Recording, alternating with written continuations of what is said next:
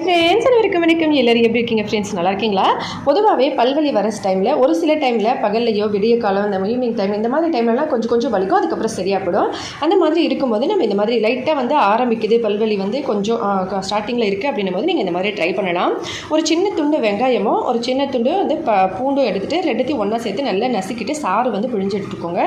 இந்த சாறில் கொஞ்சமாக உப்பு சேர்த்து இதை பல்லு வலி எந்த இடத்துல இருக்கோ அந்த இடத்துல ஈரிலிருந்து பல்லிலிருந்து எல்லா இடத்துலையும் அப்படியே அப்ளை பண்ணி விட்டுடுங்க. ஒரு அரை மணி நேரத்துக்கு வேறு எதுவும் சாப்பிட வேண்டாம், தண்ணியோ ஜூஸோ எதுவும் குடிக்காமல் அப்படியே இருங்க. அரை மணி நேரம் கழிச்சு நீங்கள் வாய் கொப்பளிச்சிக்கலாம் சுடுதண்ணியில். இந்த மாதிரி பண்ணி பாருங்கள், ஒரே நாளில் உங்களுக்கு நல்ல சேஞ்சஸ் தெரியும்.